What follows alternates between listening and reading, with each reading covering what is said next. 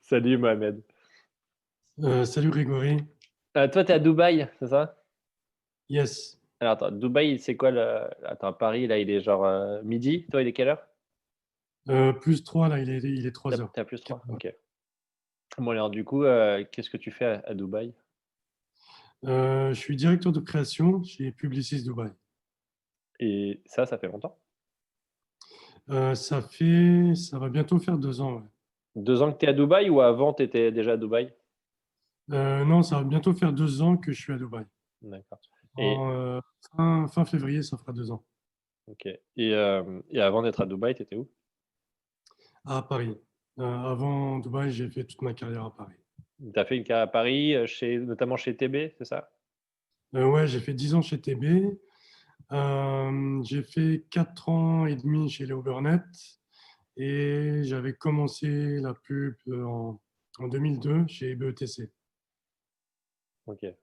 Et du coup, tu es arrivé directement directeur de création chez, Publicis Dubaï? Ouais, directement.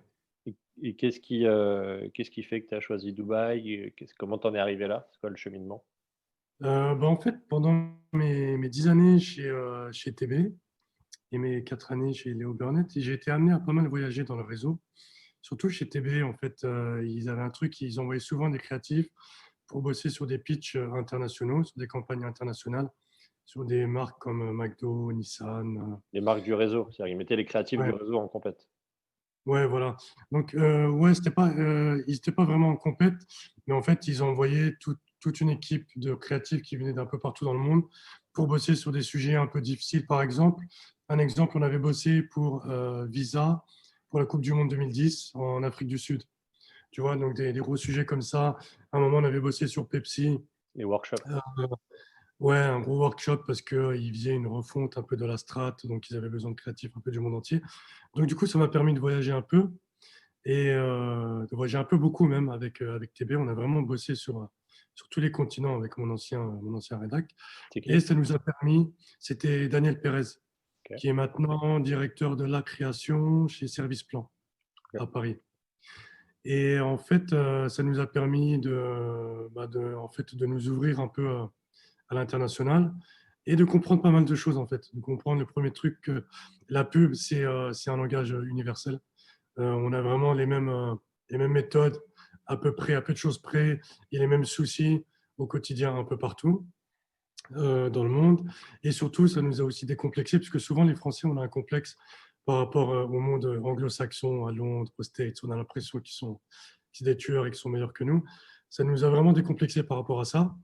Et surtout, ça nous a appris que la méthode française avait vraiment du bon. La méthode française, pardon, la méthode de boulot à la française avait vraiment du bon dans le sens où, par exemple, le, le plus gros truc, c'est que les créatifs, en fait, ils ont vraiment je commence à faire du Vandame, ils ont vraiment le ownership, tu vois, sur leur campagne. Ils sont vraiment, tu vois, responsables de A à Z de leur idée et de leur campagne. Il y a vraiment une espèce de propriété intellectuelle. Alors que dans des marchés comme Dubaï ou les States, c'est un truc qu'on avait remarqué quand on était allé bosser aux States. À partir du moment où tu balances ton idée, elle t'appartient plus en fait. Il y a tout le monde qui va apporter, tu vois, son input, que ce soit commercial ou planeur ou machin. Donc quand tu as bossé en France et que tu as appris à bosser à la française, ça pouvait être un peu frustrant au début. Et après, on a appris que voilà, c'était juste différentes façons de bosser. Il y a du bon dans cette méthode un peu plus collaborative, et il y a du bon dans la méthode française. Donc, pour revenir à la question, j'ai toujours pas répondu à ta question. OK, de toute Euh, façon, j'aurais plein de pour- questions, donc tu réponds à plein d'autres questions. ok.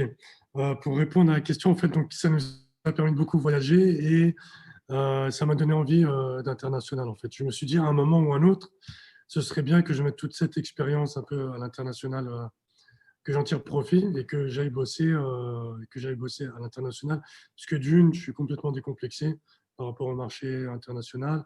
Ça m'a permis de bosser un peu mon anglais professionnel, on va dire anglais publicitaire, parce qu'il y a vraiment un vocabulaire un peu particulier dans la profession. Donc pareil, je me sentais prêt et je sentais que j'avais les bagages pour aller bosser à l'international. Donc je me suis dit, quand je trouverai la bonne occasion, la bonne agence, les bons budgets, le bon poste, je ne louperais pas l'occasion d'aller bosser à l'international.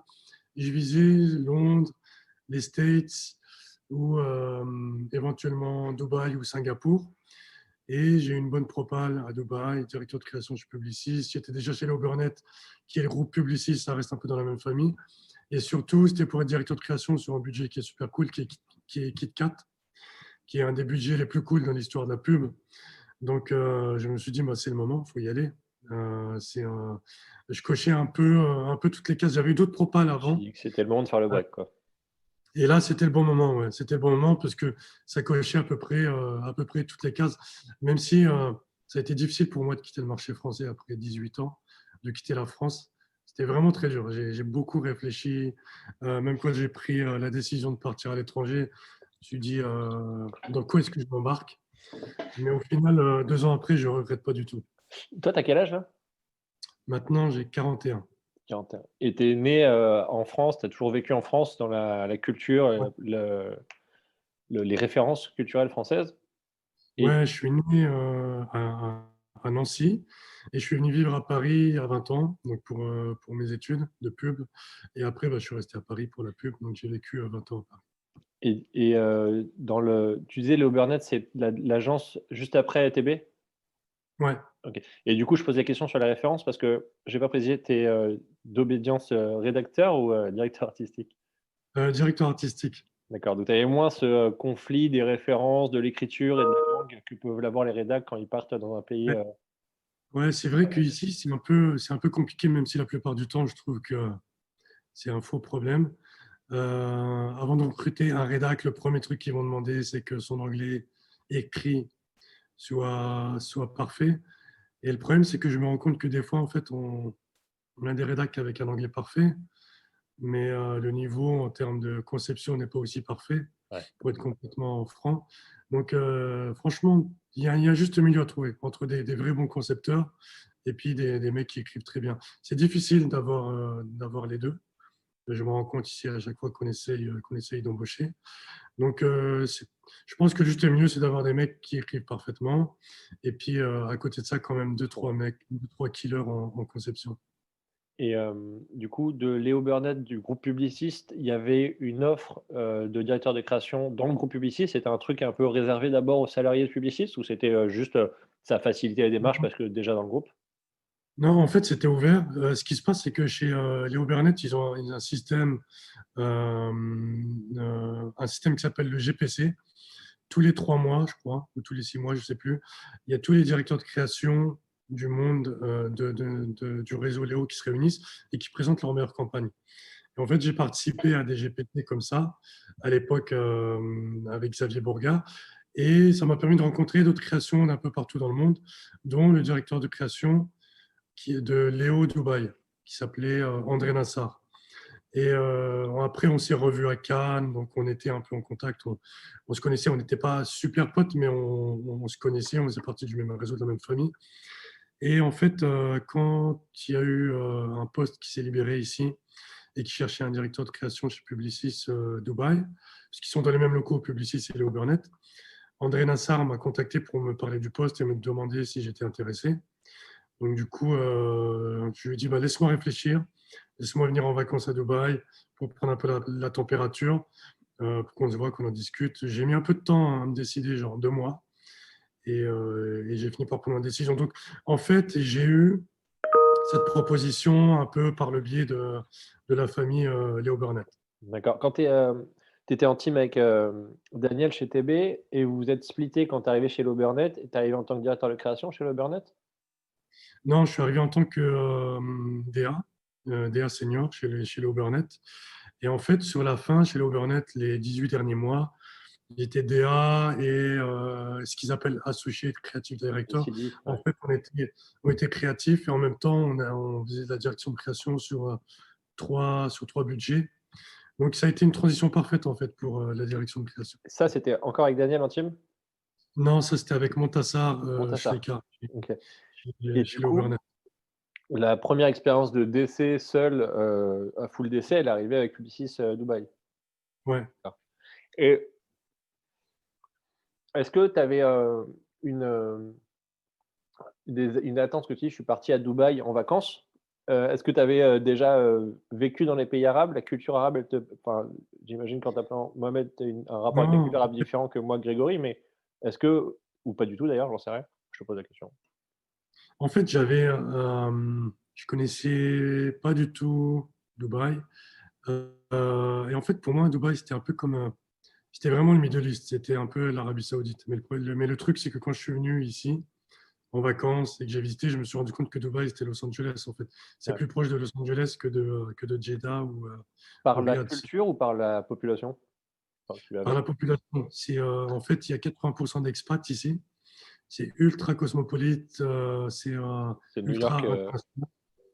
Ouais, voilà, c'est le New Los York Angeles, quoi, la ville du- cosmopolite, de la région. et, euh, et c'est ce que j'ai kiffé en fait, parce que en fait, moi, tout en haut de ma liste, j'aurais aimé m'expatrier à New York. Et en fait, si c'est un peu le New York du Middle East, donc je me suis dit why not. Et surtout, il y a un truc différent à New York, c'est qu'il y a un dynamisme économique.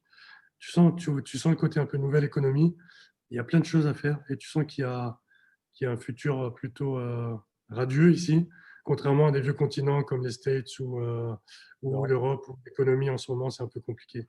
D'accord, et tu parlais arabe avant de partir? En fait, je pensais parler arabe. Je parle arabe algérien, mais Ouais. quand je suis arrivé ici, je me suis rendu compte que personne ne comprenait mon arabe. Je comprenais vaguement leur arabe.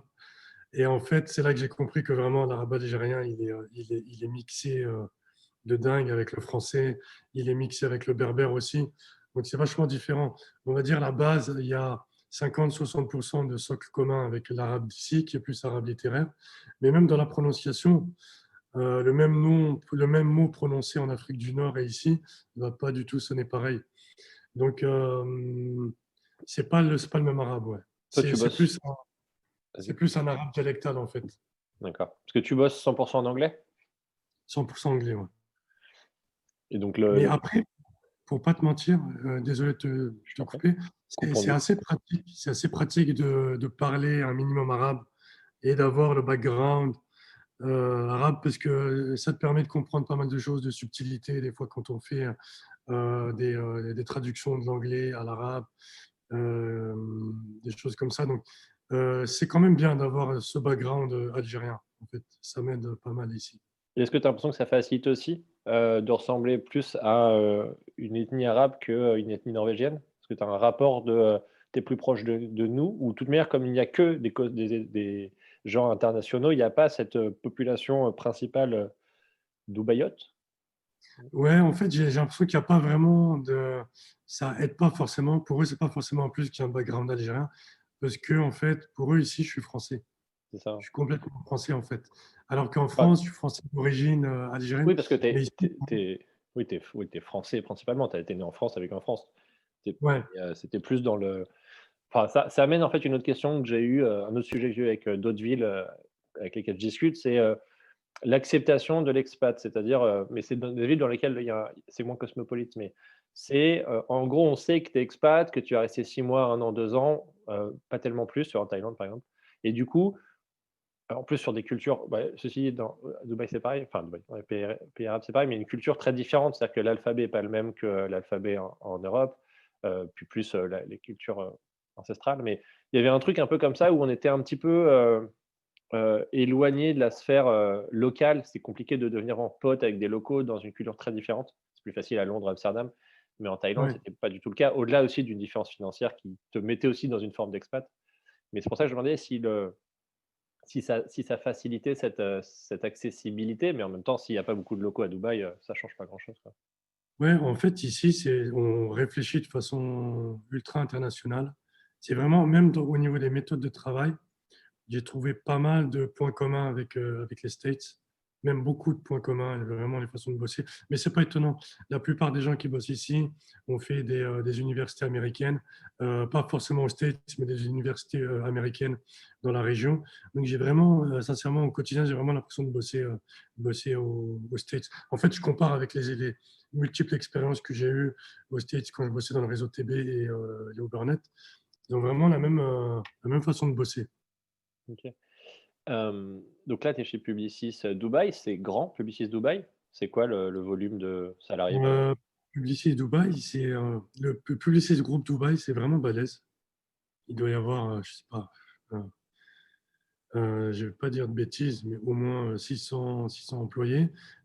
Publicis, en soi, le bureau Publicis, on doit être une centaine, mais il y a plein d'agences satellites autour. Tu vois, il y a Publicis Sapiens, Publicis, il y a Zenith, Starcom, machin. mais Donc qui il y a sont pas de la plein. conception publicitaire, qui sont sur les métiers à côté de régie, de digital, et cetera. C'est ça? Ouais, Sapiens, ils sont un peu dans la conception publicitaire, mais plus axés technologie. Mais en pub, en Publicis Middle East, Publicis Dubaï, pub, on doit être une centaine. Ouais. Et Et il y a Léo il Burnett y a aussi, Léo, oui, qui est dans le qui est? qui est une grosse agence. Léo, ils étaient, alors avant le Covid, ils étaient genre 250. C'était vraiment la grosse agence du réseau Publicis ici. En fait, le rapport Léo Publicis ici est inversé par rapport à Paris. À Paris, le gros mastodonte, c'est Publicis Conseil, et Léo Burnett, c'est plutôt un petit bureau du réseau Publicis. Ici, le gros bureau, c'est Léo Burnett, même créativement, ils ont une grosse réputation créative, ils chopent à Cannes tous les ans, et Publicis, c'est un plus petit bureau.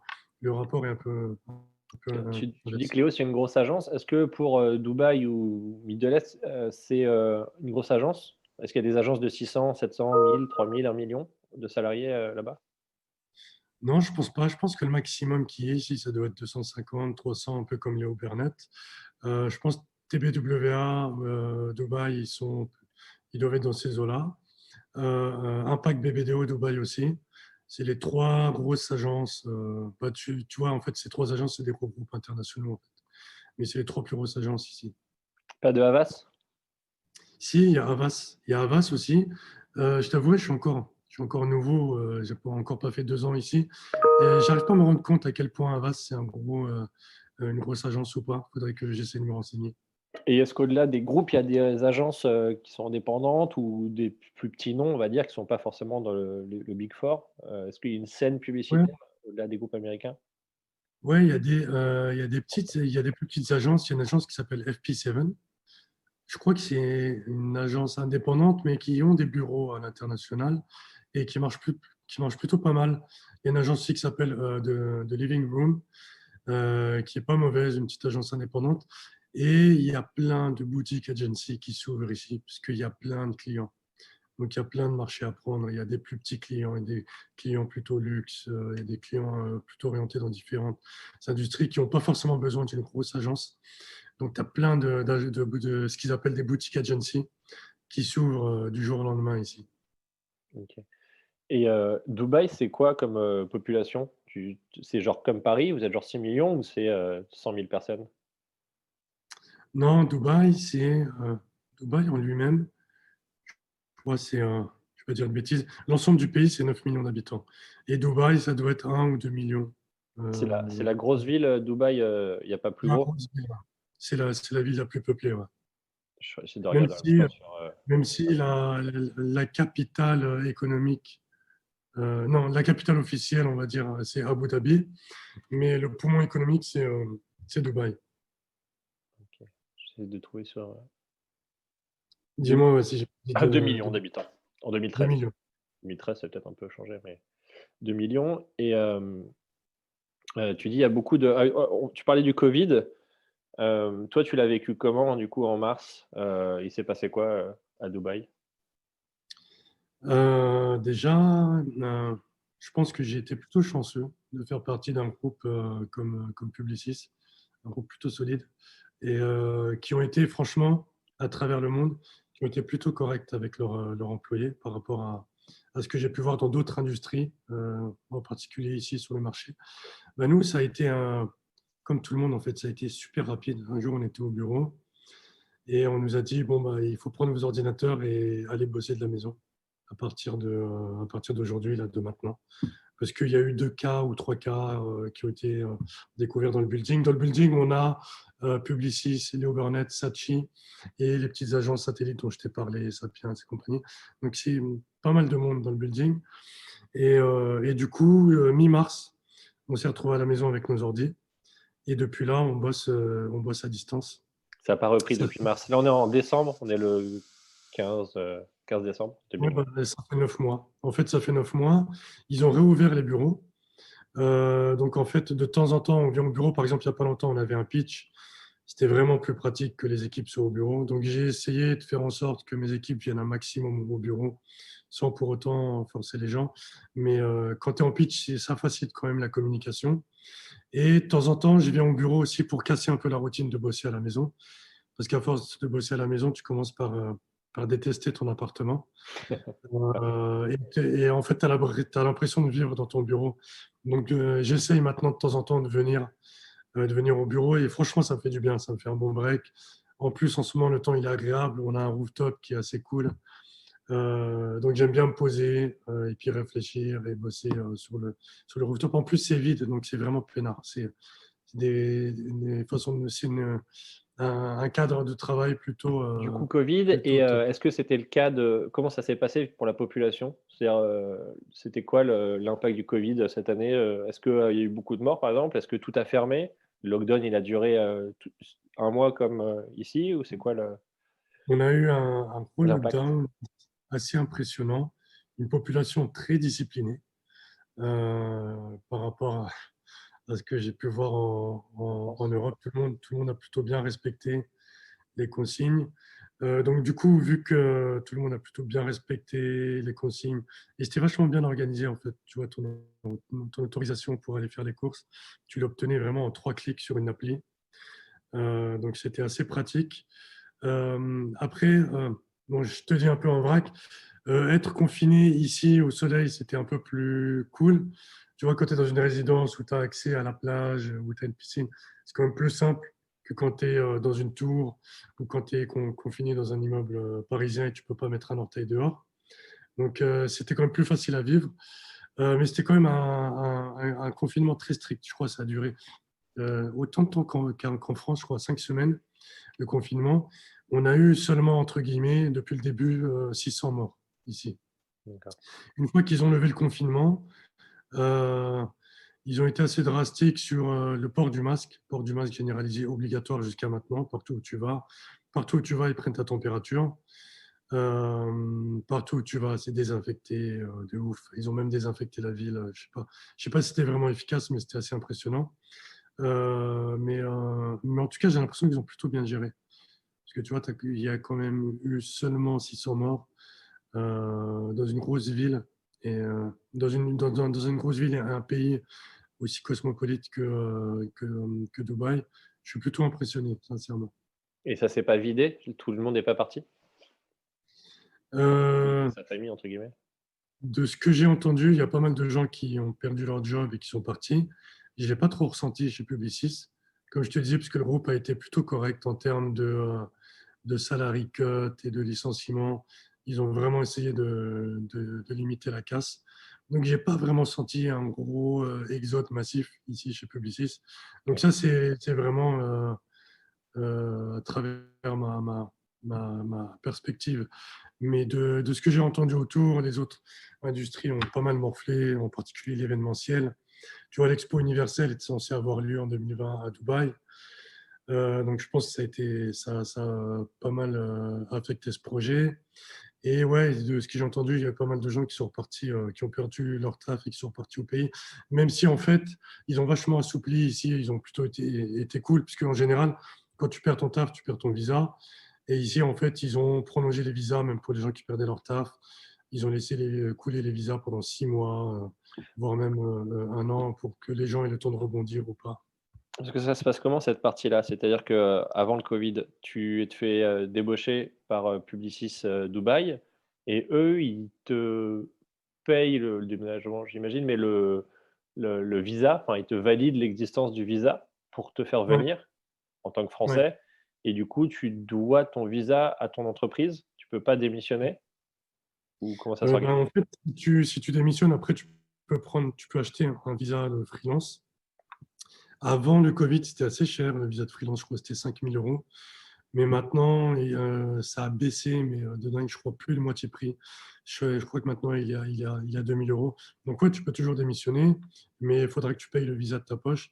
C'est un visa de freelance, je crois, qui est valable 3 ans. Et après, Tu ça te permet de bosser tu en peux rester freelance. 3 ans, tu te fais pas dégager? Non, Ok. tu ne te fais pas dégager si tu payes ton visa freelance. Et encore, je t'ai dit qu'ils avaient baissé le prix. Je sais que tous les 6 mois, il y a des nouvelles conditions, des nouvelles mesures. Ça ne m'étonnerait pas qu'ils aient encore assoupli les attributions de visa. Parce qu'en vrai, ici à Dubaï, ce n'est pas non plus dans leur intérêt que le pays se vide, Ouais. vu que 80% de la population, c'est des expats.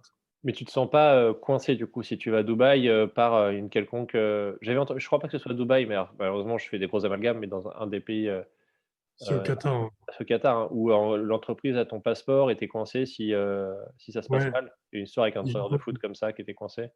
ouais, j'ai entendu des histoires comme ça. Alors, je ne sais pas si c'est général au Qatar, mais j'ai entendu quelques histoires comme ça, quelques cas de figure. Mais à Dubaï, pas du tout. À Dubaï, tu peux, moyennant À quelques Dubaï, euros, de toute manière être, pardon?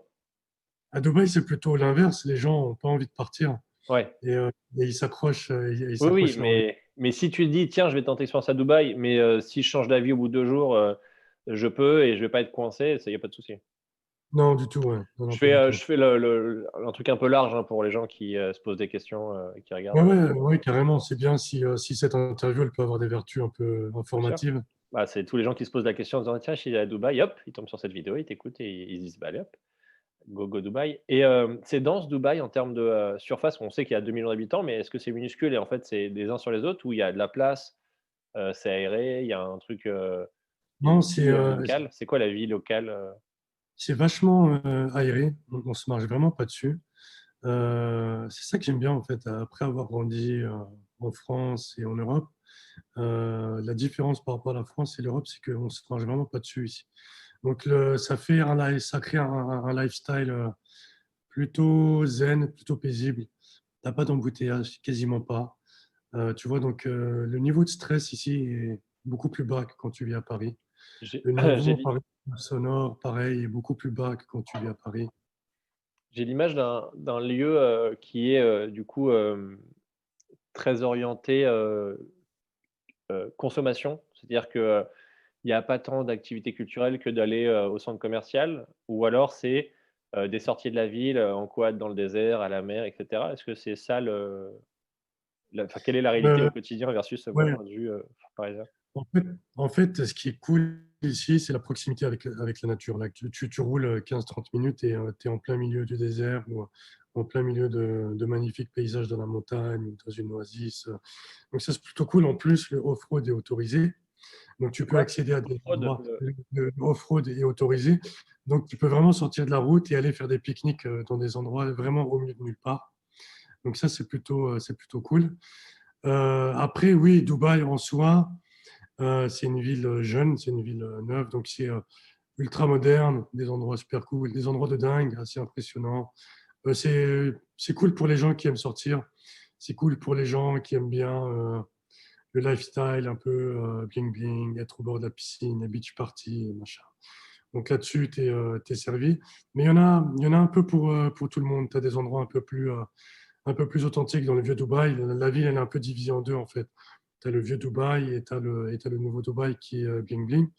Moi, j'essaye de choper un peu des deux, de trouver un équilibre entre les deux. J'aime bien de temps en temps aller manger dans un petit resto pakistanais dans le vieux Dubaï, un truc beaucoup plus traditionnel que des trucs beaucoup plus bling bling que tu peux trouver sur Dubaï. Mais je kiffe aussi de temps en temps aller prendre un verre dans un palace de luxe, tu vois, avec vue sur la mer, qui va pas être blindé de monde, et tu vas pas avoir un vigile à l'entrée qui va te dire que tu n'as pas le droit de rentrer parce que tu portes des Converse. Tu vois, donc il y en a un peu pour tout le monde. Et après, ça dépend de toi, de ce que tu aimes. Mais je pense que tout le monde peut s'y retrouver ici. OK. Après, c'est vrai qu'en termes culturels, si tu aimes bien aller au théâtre, aller à l'opéra, des opéras, il y en a qu'un à Dubaï, tu vois. Le théâtre, voilà, c'est beaucoup plus niche. Ici, les expos, c'est pareil, mais ça ne veut pas dire qu'il n'y en a pas. Il y a un endroit qui s'appelle Al Circle Avenue. En fait, toutes les semaines, tu as des nouvelles expos là-bas. Donc, c'est plutôt cool. Il y a un bon turnover. Et ce qui est pas mal, c'est que tu as des artistes du monde entier.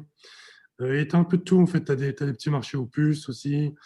Donc, il faut fouiner, il faut chercher, il ne faut pas rester en surface, parce que si tu restes en surface, tu dis, ouais, Dubaï, c'est bling bling et basta.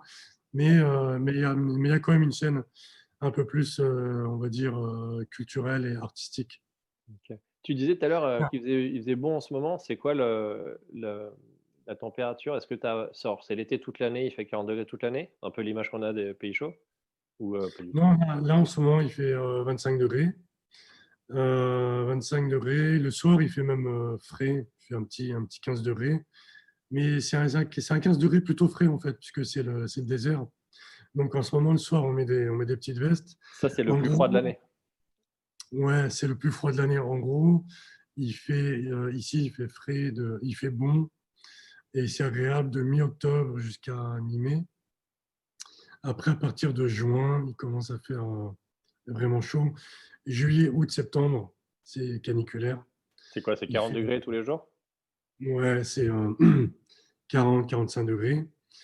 Après, le truc, c'est qu'ici, c'est un 40 degrés moins difficile à vivre que pendant la canicule en France, par exemple, parce qu'ici, c'est climatisé partout.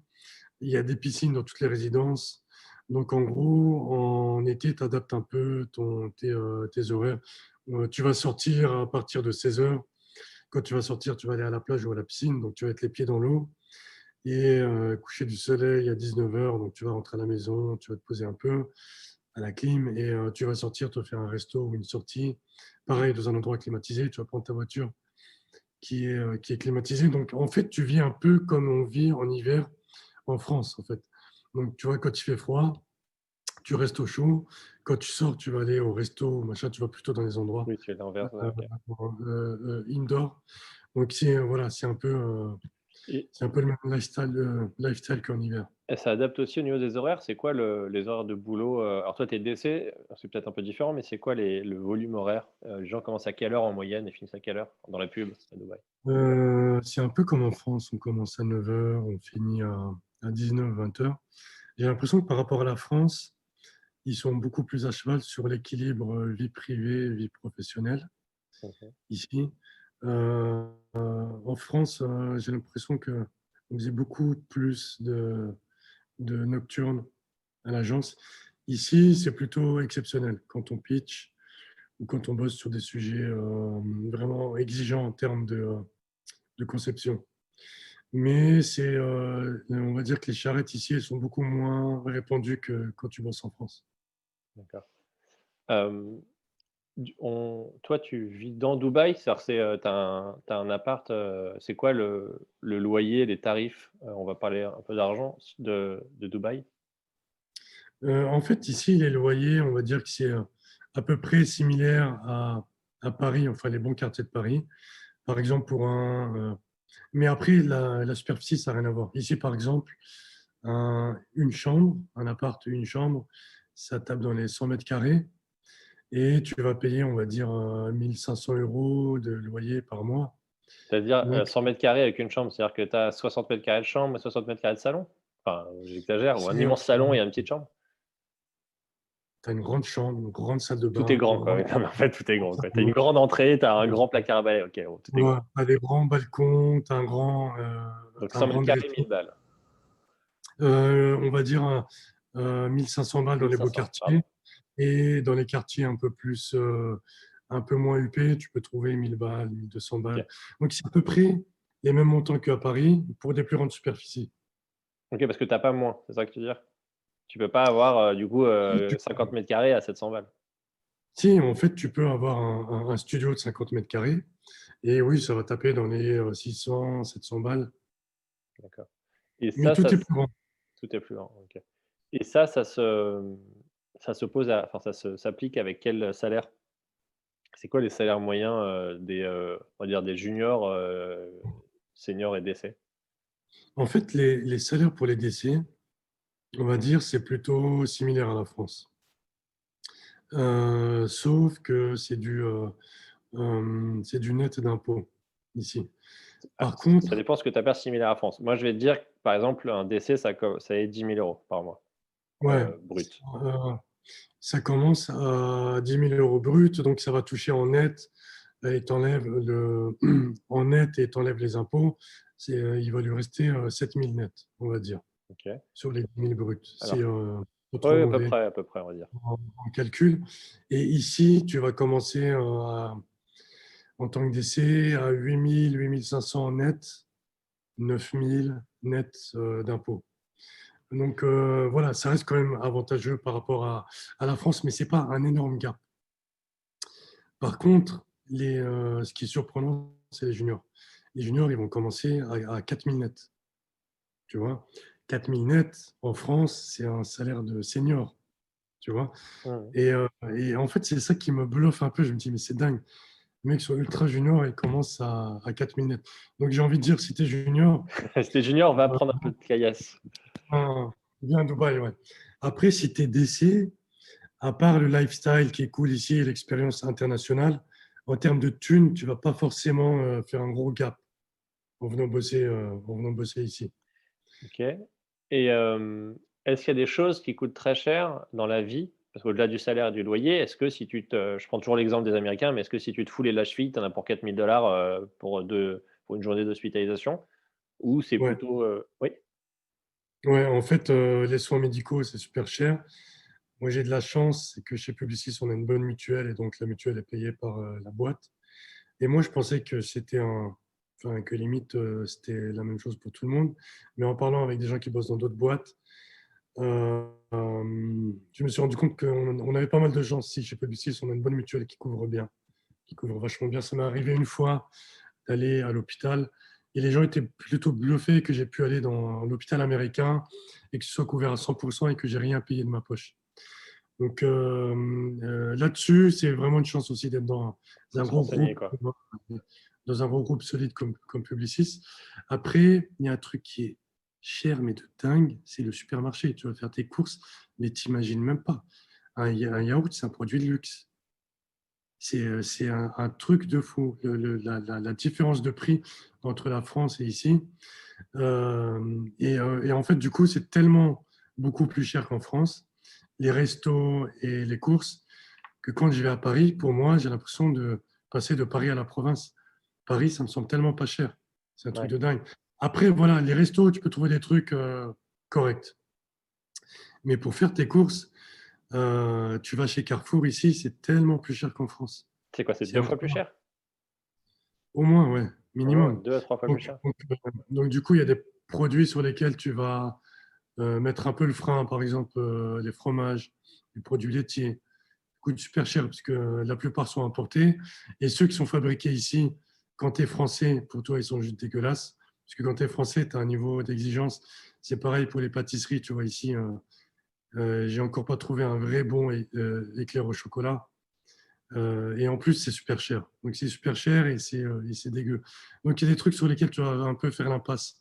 Et par exemple, quand j'entends France, le premier truc que je fais, je m'arrête dans une boulangerie, mais n'importe laquelle, même une brioche dorée.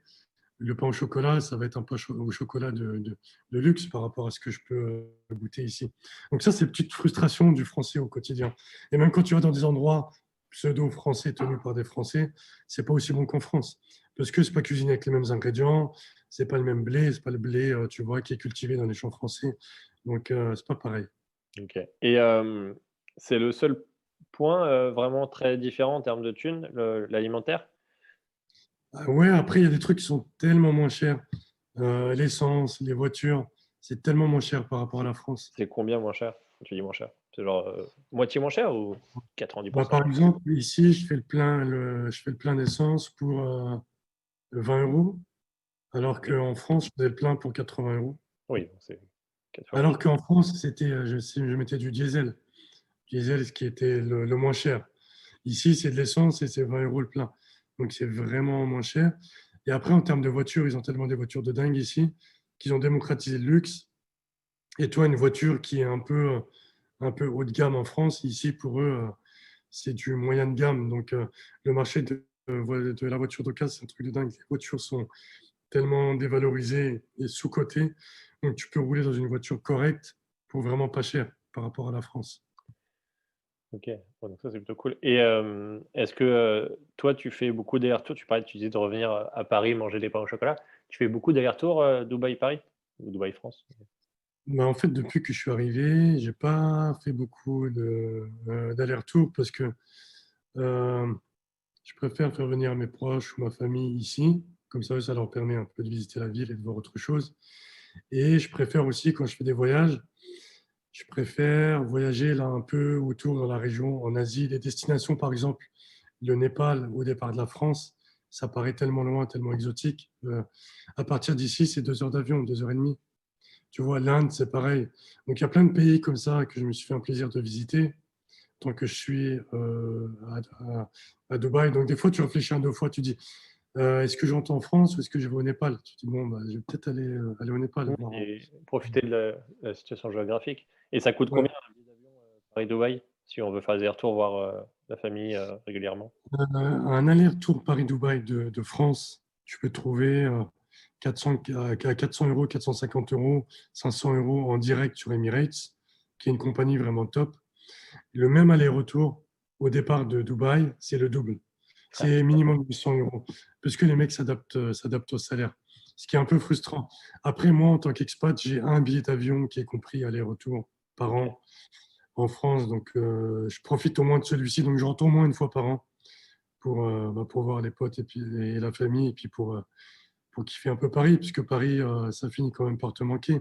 Tu t'en rends pas compte quand tu es loin, mais une fois que tu rentres à Paris et que tu fais un truc tout simple, juste marcher dans les rues de Paris, tu kiffes, tu dis, c'est quand même une super belle ville, voilà, c'est quand même kiffant. Après, y vivre, c'est autre chose, ça peut être un peu stressant. Mais en fait, quand tu es expat, tu finis par voir que les bons points de Paris quand tu Oui, bien reviens. sûr. Avec le temps, on oublie les défauts Ouais. et tout que ce qui nous manque. Ok. Et je veux ça, d'un point de vue sécurité, t'es comment à Dubaï? Tu te balades dans la rue comme tu veux si t'es une petite nana de 20 piges ou c'est quand même un peu compliqué? C'est tellement safe, tellement ouvert, tolérant et respectueux. C'est vraiment chacun se fringue comme il veut, chacun fait ce qu'il veut. Mais il y a un truc qu'ils vont pas tolérer, c'est que tu fasses chier quelqu'un d'autre. Parce que eux, en fait, leur credo ici, c'est la tolérance. Et ils sont vraiment à cheval là-dessus. Et ils acceptent absolument pas que quiconque fasse chier quelqu'un d'autre. Donc, c'est pas très bien vu, tu vois, d'aller harceler des nanas dans la rue, machin. Donc, ça, en fait, les flics, ils rigolent pas avec ça là-dessus. Tu as le droit de faire ce que tu veux, mais il y a des trucs, en fait, il y a certaines règles à respecter. Par exemple, tu as le droit de boire de l'alcool, mais ils n'acceptent pas que tu sois en état d'ébriété dans la rue et que tu fasses un peu la merde. Si tu es en état d'ébriété dans la rue et que tu fais chez personne, ça va. Donc, en fait, ici, j'étais plutôt surpris. Franchement, je pensais qu'ils seraient conservateurs et traditionnalistes. Ils sont ultra tolérants. Sincèrement, il y a des nanas qui se fringuent comme elles veulent et qui côtoient des nanas qui ont le hijab. Et il y a vraiment une super cohabitation. Il y a T'as vraiment. pas t'as pas le sentiment d'être obligé d'adopter une, une culture, enfin, d'adopter une culture, d'adopter certaines règles d'une autre culture? Non, même si je Outre, pensais. outre les atteintes à la pudeur, hein, j'entends. Ouais, même si en fait je pensais ça, mais en fait pas du tout. Et même les atteintes à la pudeur ici, ça n'existe pas vraiment quand tu vois en fait avec quelle liberté les gens, tu vois, les gens se fringuent, machin. Enfin, c'est vraiment pas conservateur, sincèrement. C'est vraiment pas conservateur. Et ce que j'apprécie, c'est qu'il y a une vraie cohabitation entre la culture locale et les gens qui viennent Les du, expats. euh, du monde entier. Les expats ne sont pas du tout bridés, en fait. C'est ça que je voulais dire. Donc ça, c'est vraiment une belle surprise que j'ai eue en arrivant ici. Et même, en fait, pendant le ramadan, et ben, en fait, tu as des restos qui restent ouverts parce qu'ils savent qu'il y a beaucoup d'expats qui font pas le ramadan. Et tu as juste un respect mutuel. Par exemple, les restos vont rester ouverts, mais ils vont mettre un rideau sur la vitrine. Tu vois, donc Pour pas tenter respecter les gens. le ramadan. Donc, ce que j'aime bien ici, c'est qu'il y a un respect mutuel et ça crée une vraie sécurité. C'est vraiment safe. C'est vraiment safe. Les nanas peuvent marcher au milieu de la nuit, fringuer comme elles veulent, où elles veulent, et il y a personne qui va oser les faire chier parce que les flics ne rigolent pas avec ça. Et ça peut compromettre ton visa et ta présence ici. Donc les gens vont te faire une connerie, ils réfléchissent à 2 fois. Tu vois, avant d'aller voler un iPhone qui est laissé dans une voiture, ils vont faire le calcul. Ils vont se dire, je vais voler cet iPhone, mais ça va me coûter mon visa. Et je vais être banni du pays. Et je vais mettre une croix sur un lifestyle plutôt cool. Et puis un salaire plutôt cool par rapport à mon pays d'origine. Donc en fait, il y a une autorégulation qui est plutôt saine. OK.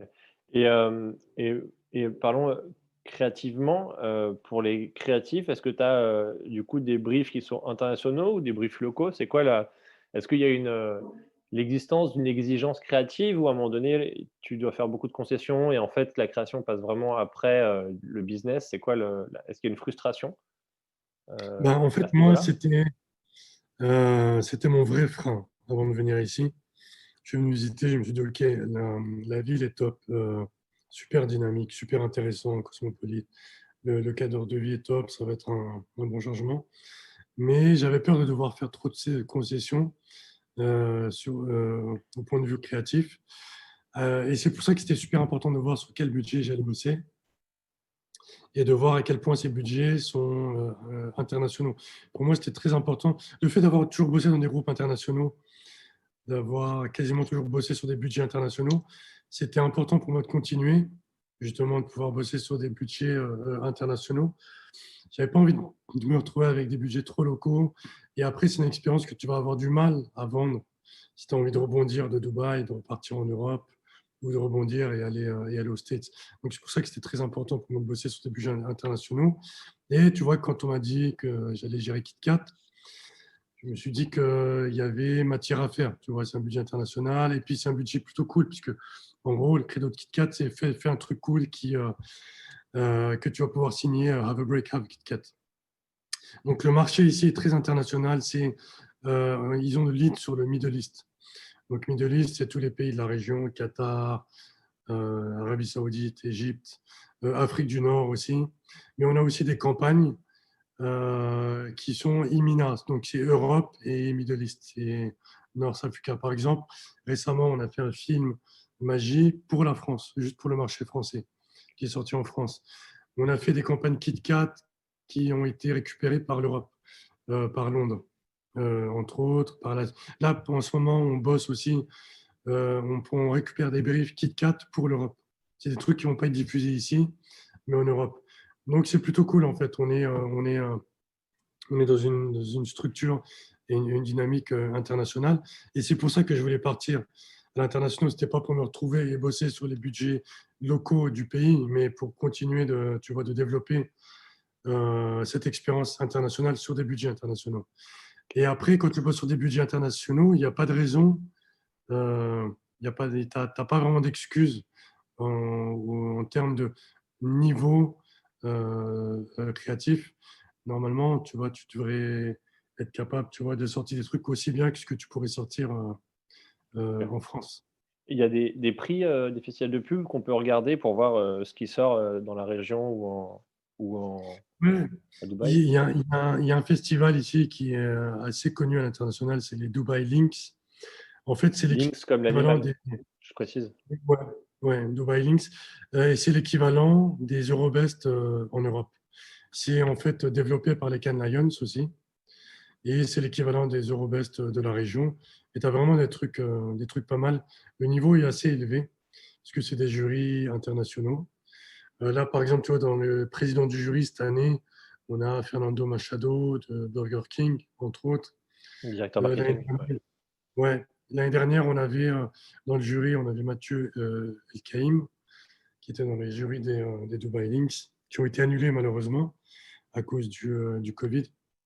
Donc, ouais, tu peux jeter un coup d'œil au Dubai Links pour voir ce qui se fait de mieux dans la région. Mais en général, les trucs qui sont récompensés au Links, c'est des trucs qui chopent à Cannes. Donc, c'est des trucs que tu dois connaître. OK. Il y a beaucoup de Français, à Dubaï? Il y a beaucoup de Français à Dubaï, mais pas tant que ça dans la pub. C'est-à-dire que tu en connais, des créatifs français, pas ou tu en connais deux trois.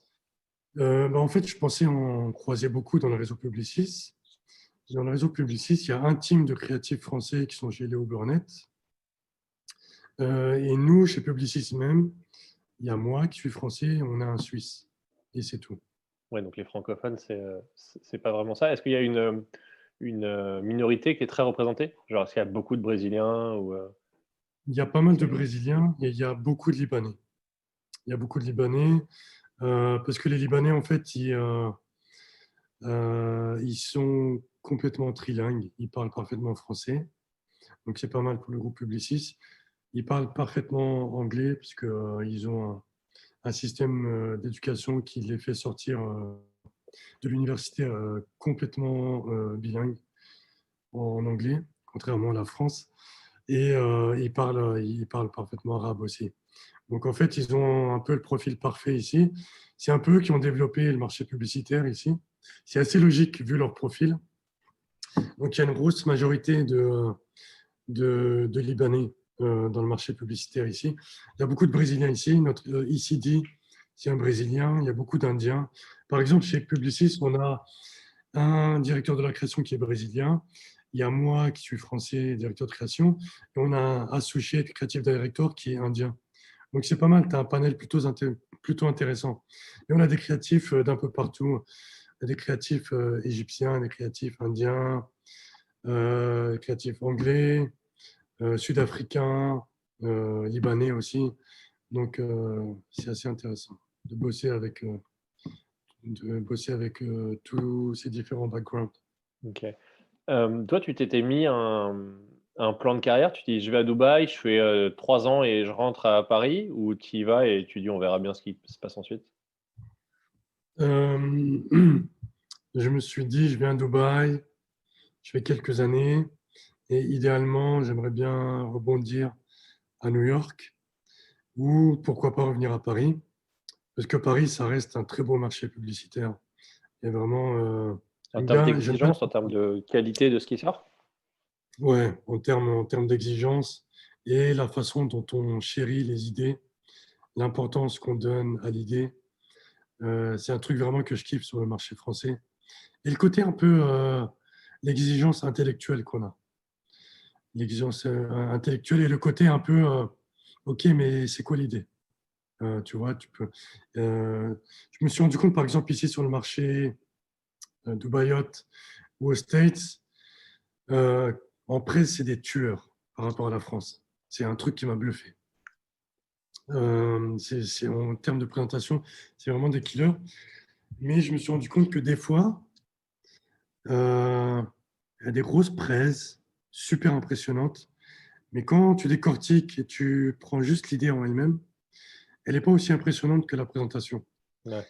Ce que j'aime bien en France, on a un côté un peu vraiment straight to the point. Genre, l'idée, c'est ça. On va faire une présentation simple en 10-15 slides, alors qu'ici, on peut faire des presses de 250 slides. Hein. Donc, en fait, j'essaye, moi, d'apporter le meilleur des deux mondes, en fait, le meilleur de la culture française, genre accorder une vraie importance à l'idée. Par exemple, je me rendais compte que des fois, on passait plus de temps à bosser sur la presse que sur l'idée. Donc ça, c'est un truc que j'essaie de rééquilibrer. C'est un truc que j'essaie de rééquilibrer. On peut passer 3 jours à bosser sur une presse qui tue, mais il ne faut pas que ce soit au détriment de l'idée. C'est pas logique de bosser seulement 24-48 heures Ouais, en ouais. conception, mais de C'est bosser 4 jours sur la presse. c'est un petit peu ce que disait aussi Gabriel de l'interview, Paris-New York, qu'on a fait, l'autre jour, sur la presse et l'exigence de l'idée unique. Et tu as un peu ce truc aussi avec, Londres, que j'ai remarqué, où ils passent beaucoup de temps sur la strat. Et tu arrives sur Ouais. l'idée et tu as beaucoup moins de temps, et en fait, ils vendent beaucoup la strat plus que l'idée.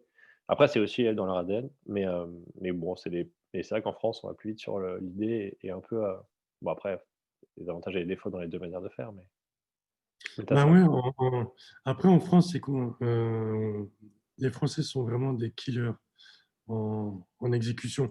Et souvent, ils sont tellement bons en exécution que souvent les exécutions, elles vont créer toute une plateforme.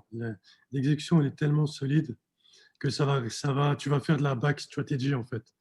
Tu vois, de la stratégie, de la Tu justifies après coup, post-stratégie, quoi. Tu peux se rationaliser.